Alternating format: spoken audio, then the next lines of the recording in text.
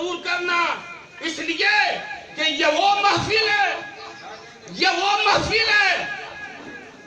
محفل حسین کرو، محفل نبی بن جائے گی۔ محفل حسین کرو، محفل نبی بن جائے گی۔ ذکر حسین کرو، ذکر نبی بن جائے گا۔ محفل حسین کرو، محفل اولیاء بن جائے گی، محفل اولیاء بن جائے گی۔ حضرت نیاز شاہ بریلوی اس حقیقت کو کچھ اس طرح سے بیان کرتے ہیں کہ اے دل بگیر، اے دل بگیر، دامن سلطان اولیاء۔ اے ہم اوروں کی خبر نہیں لیتے، ہم تو اتنا جانتے ہیں، ہم تو اتنا جانتے ہیں کہ یہاں جو بھی بیٹھا ہے سب ولی والا بیٹھا ہے، سب ولی والا بیٹھا ہے، اور سب کے دل میں کسی نہ کسی اللہ کے محبوب بندے کی محبت مکین ہے۔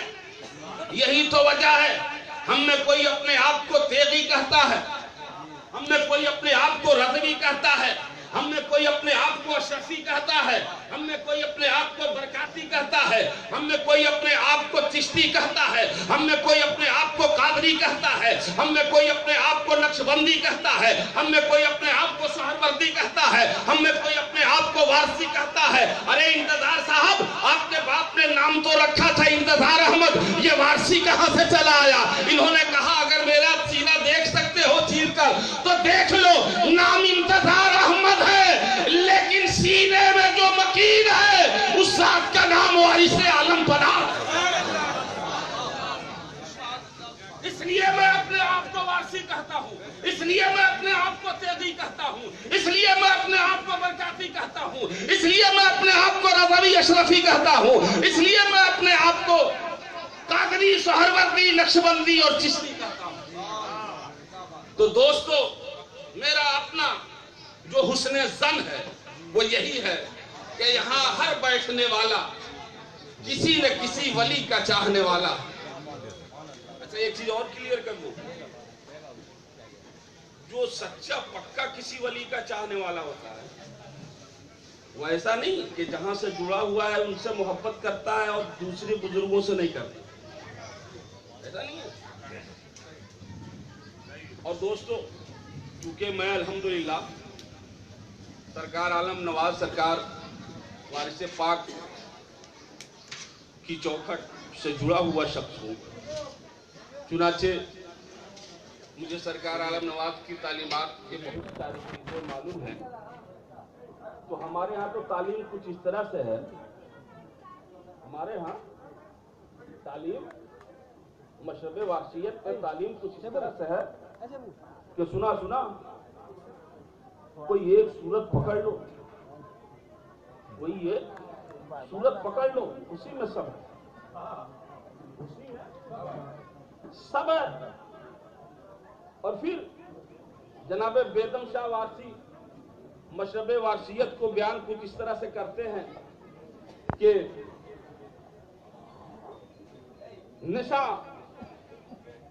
نشہ باقی نہیں مطلق دوئی کا فضل مولا سے، نشہ باقی نہیں دوئی کا فضل مولا سے ہوا ہے جب سے میرے گھر میں آنا غوث اعظم کا۔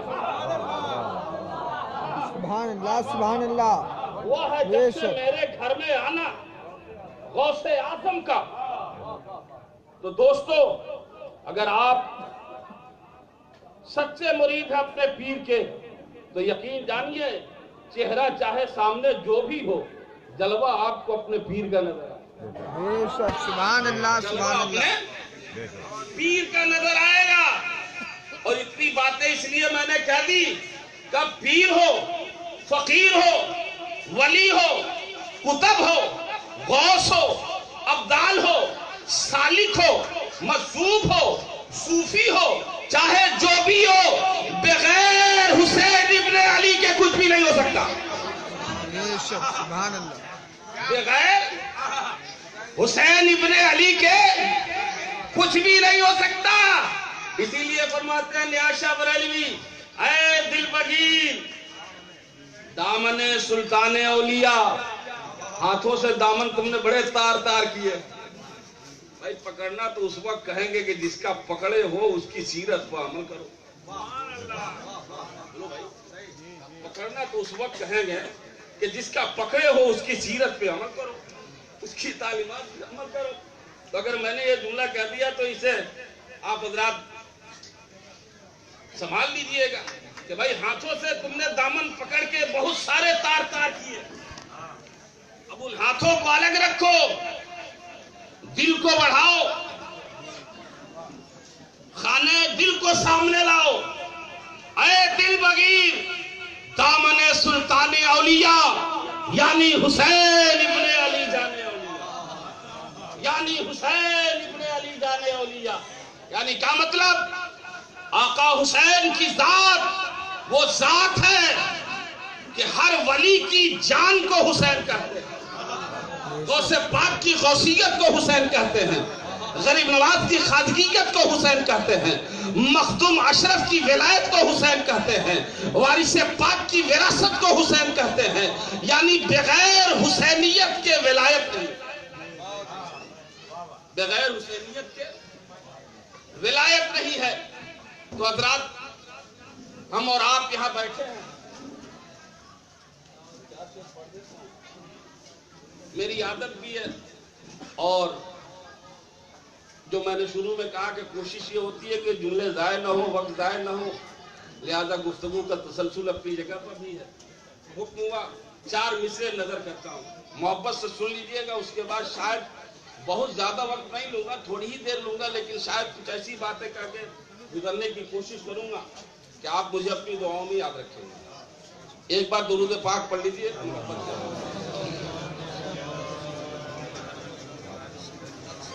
صلی اللہ علیہ نبی الامی وآلہ وبارک وسلم.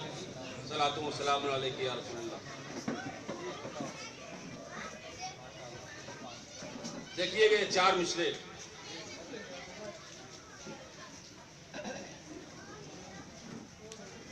نبی کی جان کو سبحان اللہ, سبحان اللہ, سبحان اللہ. نبی کی جان کو یارو حسین کہتے ہیں. نبی کی جان کو یارو حسین کہتے ہیں, اور علی کی شان کو حسین کا ذکر سنیے اور سبحان اللہ نے کہیے. بے شک سبحان اللہ. نبی کی جان کو یارو حسین کہتے ہیں, اور علی کی شان کو یارو حسین کہتے ہیں. علی کی شان کو یارو حسین کہتے ہیں. اور پڑھا ہے نیزے پہ, پڑھا ہے نیزے پہ چڑھے کر کے جس زبان قرآن. پڑھا ہے نیزے پہ چڑھے کر کے جس زبان قرآن, اسی زبان کو یارو حسین کہتے ہیں. اسی زبان کو یارو حسین کہتے ہیں. واہ واہ واہ واہ. حسین کہتے ہیں. نعرہ تکبیر.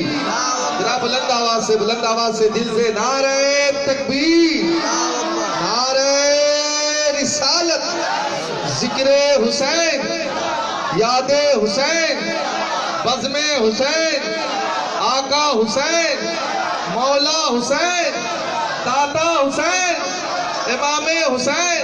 واہ واہ واہ واہ. بہت سبحان پڑھا اللہ ہے نیزے پہ، پڑھا ہے نیزے پہ چڑھے کر کے جس زبان قرآن، اسی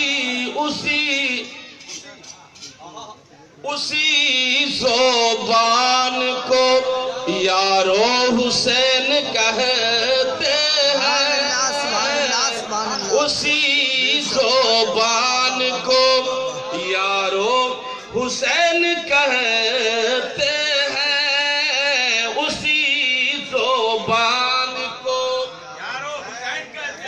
اسی زبان کو یارو حسین کہتے ہیں، اور حضرات میں نے محسوس کیا کہ آپ کے دلوں میں آقا حسین کی محبت موجیں مارنے لگی، لہذا اس حوالے سے یہ تو میر کارواں کے توسط سے میں نے 4 مصرے سنائے، یعنی جنہیں شاہکار کربلا کہیے، تاجدار کربلا کہیے۔ اب آئیے جو کربلا کے حوالے سے جو سب سے عمر میں سب سے چھوٹی جو ذات ہے، یعنی شیرخوار کربلا، شیرخوار کربلا کے حوالے سے 4 مصرے پیش کرتے ہیں اور پہنچ جائیے گا انشاءاللہ۔ ایک بار درود سنا دیجیے، اللہم صلی اللہ علیہ وسلم۔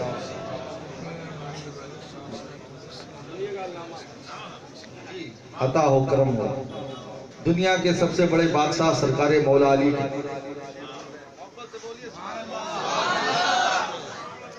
ملاحظہ کیجیے، ناصران شہر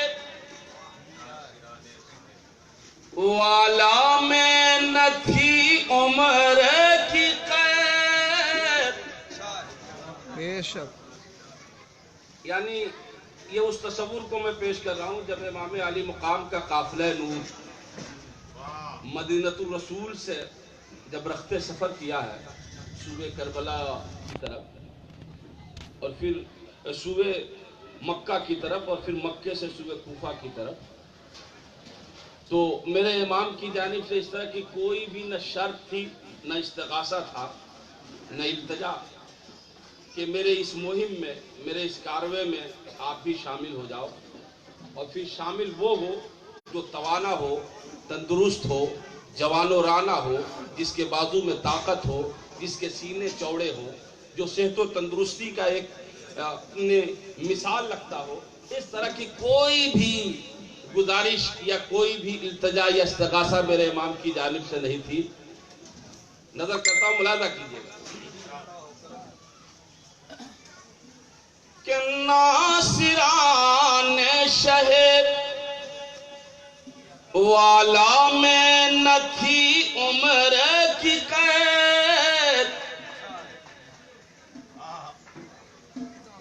اور چلنے والوں میں بھی، یعنی امام کے ساتھ چلنے والے، ناصران شہر والا میں نہ تھی عمر کی قید، اور چلنے والوں میں بھی آگے تھے نہ چلنے والے، سبحان اللہ سبحان اللہ کہ چلنے والوں میں بھی آگے تھے نہ چلنے والے، چلنے والوں میں بھی آگے تھے نہ چلنے والے، اور ایڑیاں حضرت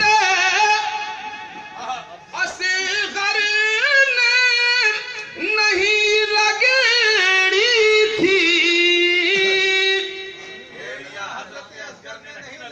پیاس کی شدت ہے۔ ایک اور مقام ہے، ایک اور منزل ہے، ایک اور جگہ ہے جہاں پانی نہیں تھا، اور صرف 2 نفوس پیاسے تھے، ایک ماں تھی، ایک اس کا شرخار نومولود بچہ، مینا کی چھاتی تھی، صفا اور مروہ کی چوٹی تھی. پانی نہ ہونے کی وجہ سے ماں کا دودھ بھی اب خشک ہو چلا تھا. اور آپ کو معلوم ہونا چاہیے قدرت نے ماں کو جو ممتا دیا ہے،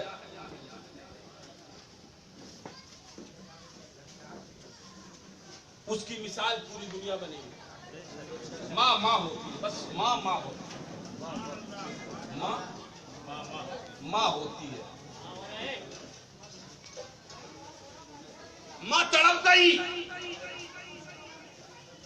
معلوم ہے نہ چوٹی کے اس پار پانی ہے، نہ چوٹی کے اس پار پانی ہے، نہ دائیں پانی ہے نہ بائیں پانی ہے، کہیں کوئی چشمہ نہیں ہے. اب تک جو پیاس بجھتی چلی آ رہی تھی، تو کچھ دنوں بعد دے دے کر کے جناب ابراہیم خلیل اللہ آتے تھے، کچھ کھجور، کچھ کھانے کی چیزیں اور پانی کا مشکیزہ دے کے چلے جاتے تھے. وہ ختم ہو چکا ہے. جناب خلیل کی آمد کے بھی آثار نہیں ہے، اور پانی کے لیے بچہ ہے کہ تڑپ رہا ہے. ماں تڑپی، کبھی اس چوٹی پر کبھی اس چوٹی پر، آ رہی ہے جا رہی ہے، آ رہی ہے جا رہی ہے. لیکن حکم تھا وہاں. یوں ہی وہ نہیں تھے بلکہ حکم الہی تھا. گویا جان چلی جائے یہ گوارا تھا، لیکن اس جگہ اس مرکز سے اپنے آپ کو ہٹا لیں یہ گوارا نہیں تھا. لیکن قدرت اپنے سے پیار کرنے والوں کے ساتھ کچھ اس طرح سے ہو جاتی ہے کہ جب وہ بولتے ہیں تو خدا بولتا ہے، جب وہ دیکھتے ہیں تو خدا دیکھتا ہے، جب وہ سنتے ہیں تو خدا سنتا ہے. المختصر ماں کی گود میں وہ نومولود بچہ کوئی معمولی بچہ نہیں تھا، اما صرف وہ نبی ابن نبی ہی نہیں تھا. جناب اسماعیل صرف نبی ابن نبی ہی نہیں تھے، بلکہ ایک ایسے نبی تھے جن کی پیشانی میں سارے نبیوں کے امام کا نور محفوظ تھا. بے شک سبحان اللہ. ماں کا تڑپنا گوارا نہ ہوا، مار دی ہلکی سی ایڑی، مار دی ہلکی سی ایڑی، آب زمزم نکل گیا. ایک ایسا چشمہ کہ تاریخ بتاتی ہے دریائے نیل بھی کبھی خشک ہو گیا تھا. بڑے سے بڑے سمندر اور ندی نالے بھی خشک ہوتے ہیں، لیکن تاریخ اس پر گواہ ہے کہ زمزم کا چشمہ جب سے جاری ہوا ہے، جن ایام میں مکے میں قحط بھی پڑا تھا تو بارش بھلے نہیں ہوتی تھی، لیکن زمزم کا چشمہ اپنی جگہ پر جاری اور ساری تھا. اور یہ واحد وہ پانی ہے جس پانی کے اندر غذائیت بھی ہے.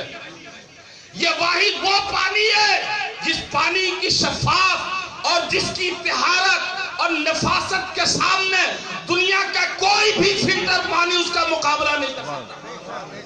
اس پانی کے اندر غذائیت بھی ہے، اس پانی کے اندر توانائی بھی ہے، اس پانی کے اندر قوت بھی ہے، اور اس پانی کے اندر شفا بھی. مار دی ایڑی، نکل گیا زمزم. وہاں تو صرف 2 پیاسے تھے، وہاں کربلا میں تو غضب ہو گیا. اور غضب پہ غضب یہ کہ پانی لہریں نظروں کے سامنے، پانی کی موجیں بار بار اچھل اچھل کر اپنے آپ کی نمائش کر رہی ہیں. حریص کی تعداد ہزاروں میں، ان کے گھوڑے، ان کے اونٹ، ان کے جانور پانی پی رہے ہیں، پانی میں ڈبکیاں لے رہے ہیں، ان کی فوج کھا بھی رہی ہے، پی بھی رہی ہے، سب کچھ موجود ہے۔ وہاں تو نہیں تھا تو تڑپے، یہاں تو سب کچھ تھا، سب کچھ تھا، لیکن پھر بھی پیاسے تھے۔ ایک طرف غذاؤں اور اناج کے ڈھیر لگے ہوئے تھے، لیکن ادھر خیمہ حسینی میں ایک دانہ بھی نہیں۔ بڑے سے لے کر چھوٹے تک کی سب کی زبانیں خشک ہو چکی تھی، پیاس کی شدت تھی۔ اور جناب شیرخوار کا عالم تو یہ تھا کہ ہونٹوں پہ ففریاں آ گئی تھی، زبان سوکھ کر کے کانٹا بن چکی تھی، ان کے من کے بالکل ڈھلک چکے تھے، آثار ایسے لگ رہے تھے کہ چند سانسوں کے مہمان ہیں۔ چنانچہ وہ ام رباب جس نے آقا حسین کے قدم کے ساتھ اپنے قدم کو اس طرح سے رکھا کہ کبھی مولا حسین کو یہ کہنے کی ضرورت نہ پڑی کہ ہمارے لیے ایسا کرو، یہاں تک کہ مدینے چھوڑا۔ وہ وفاشیار خاندان رسالت کی مقدس بہویں کوئی اعتراض نہیں کی، ہر سفر میں ساتھ ہیں، ہر مقام پہ ساتھ ہیں، بھوکے ہیں تو ساتھ ہیں، پیاسے ہیں تو ساتھ ہیں، ہر حال میں راضی پر رضا ہیں۔ امام سے کسی بھی طرح کی کوئی فریاد نہیں، لیکن یہ شیرخوار کربلا کی پیاس نے اس ضبط کو توڑ دیا، اور جناب ام رباب الگ دست بستہ کھڑے ہو کر امام کی بارگاہ میں التجا شروع کر دی۔ جناب سیدہ زینب الگ فریاد کر رہی ہے، مولا حسین اب یہ شیرخوار کا تڑپنا گوارا نہیں ہے، ہمیں اپنی پیاس برداشت ہے۔ مولا میری صرف ایک التجا ہے، اب تک میں نے آپ سے کچھ بھی نہیں مانگا ہے، یہ آخری فریاد ہے، پھر اس کے بعد کوئی سوال نہیں کریں گی خاندان رسالت کی بیٹیاں۔ امام سمجھ رہے تھے کہنا کیا چاہتی ہیں، فریادیوں نے فریاد کیا، ابن علی اور سوال نہ پورا کرے۔ شیرخوار کربلا کو اپنی آغوش میں لیا ہے،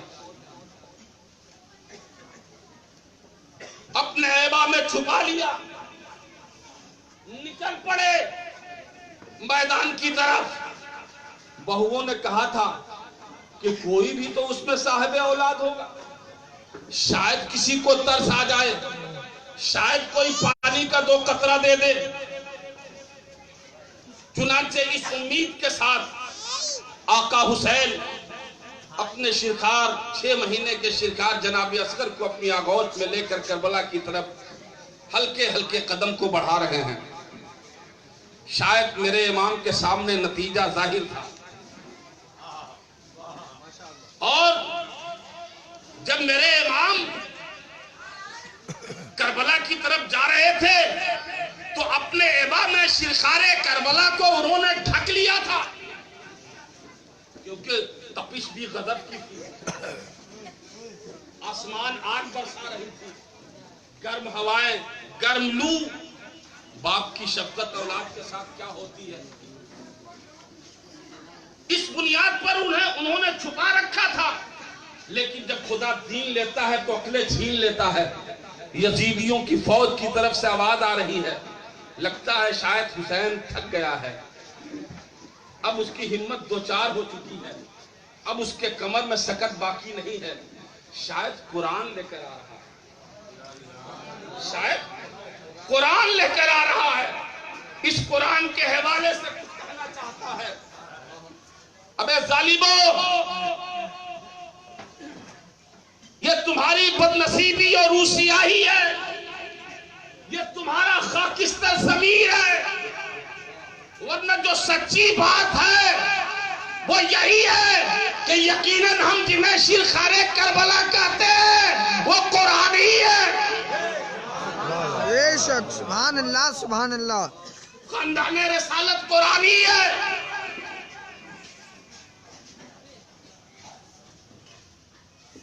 میرے امام جو ہی کربلا میں قدم رکھتے ہیں چشم فلک نے دیکھا کہ شیرخوار کربلا نے فوراً اپنے قدموں کو قبائے امام سے باہر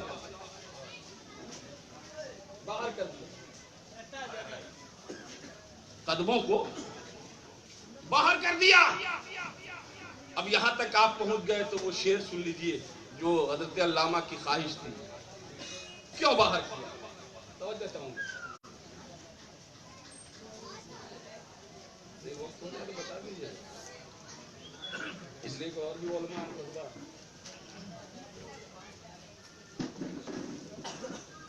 ناصران شہر والا میں نہ تھی عمر کی قید اور چلنے والوں میں بھی آگے تھے نہ چلنے والے. اور یہاں حضرت اصغر نے نہیں رگڑی تھی پاؤں دیکھے لائے تھے بیعت کو کچلنے والے. سبحان اللہ سبحان اللہ. دیکھے لائے تھے بیعت کو کچلنے والے. پاؤں دکھلائے تھے. دوستو اگر مینا کی چھاتی پر شیرخوار اسماعیل کی ایڑیوں نے جب ٹھوکر مارا تو زمزم نکل آیا. خدا کی قسم کربلا میں اگر شیرخوار کربلا اپنی ایڑیوں کو جنبش دیتے وہاں زمزم نکلا تھا, یہاں کوثر نکل جاتا. بے شک. سبحان اللہ. لیکن پھر کوثر بے معنی ہو کے رہ جاتا, جنت بے معنی ہو کے رہ جاتا. یہاں شیرخوار کربلا یہ بتانا چاہ رہے تھے کہ سنو یہ سچ ہے. عمر میری چھوٹی ہے, میں صرف 6 مہینے کا ہوں, لیکن تمہیں معلوم ہونا چاہیے میرے اندر بھی روح علی ہے. میرے اندر بھی اسی باپ کی روح ہے. جب میرا باپ فران کی چوٹیوں سے میرے نانا نے جب اعلان کیا تھا کہ کیا میں تمہارا نبی نہیں ہوں, کیا تم میرا ساتھ دو گے, تو سب سے پہلے میرے ہی دادا مولائے کائنات نے لبیک کہا تھا اور کہا تھا یا رسول اللہ میں ہر مقام پر آپ کا ساتھ دوں گا. گویا میں گرچہ چھوٹا ہوں لیکن روح میرے اندر بھی مولا.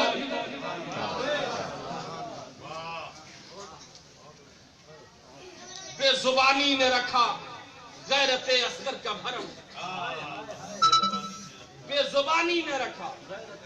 ہمیں پیاس نہیں لگی تھی, پیاس تو سب کو تھی, لیکن پانی کی طلبی شیرخوار کربلا کو بھی نہیں تھی. عذر یہ تھا صاحب زبان سب بول کے اجازت لے لی. خود سیدہ زینب کے دونوں شہزادے, بھائی ان کی عمریں کیا تھی, 7 سال 8 سال 9 سال. اس عمر کے بچے میدان کربلا میں مارکے میں اتر رہے ہیں. امام سے اجازت لے کر, ماں سے اجازت لے کر, ماں بھی اجازت دے رہی ہے, باپ بھی اجازت دے رہا ہے, اور پھر جا کر کے آقا حسین کے قدموں پہ اپنی جان دے رہے ہیں.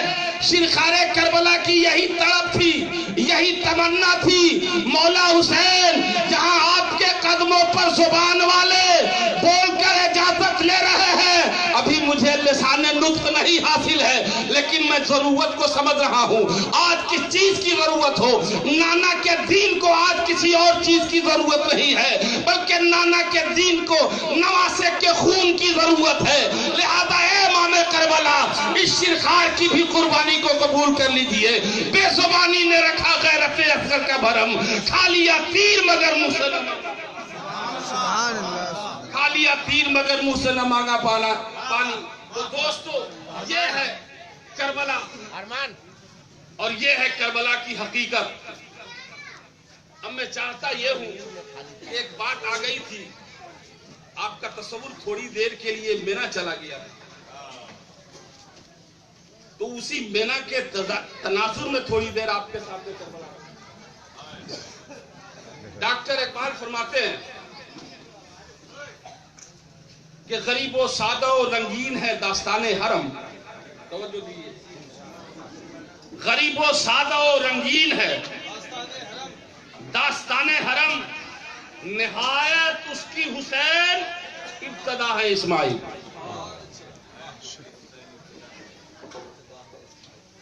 حرم کی داستان، حرم کی تاریخ، حرم کی حرمت، حرم کی بقا، حرم کو حرم بنانے والے داستان، یہ ساری چیزیں یہ صرف 2 قربانیوں میں مربوط ہے. اور ایک قربانی مینا کی چھاتی پہ ہو رہی ہے اور دوسری قربانی کربلا کی دھرتی پہ ہو رہی ہے. قربانی بھی دونوں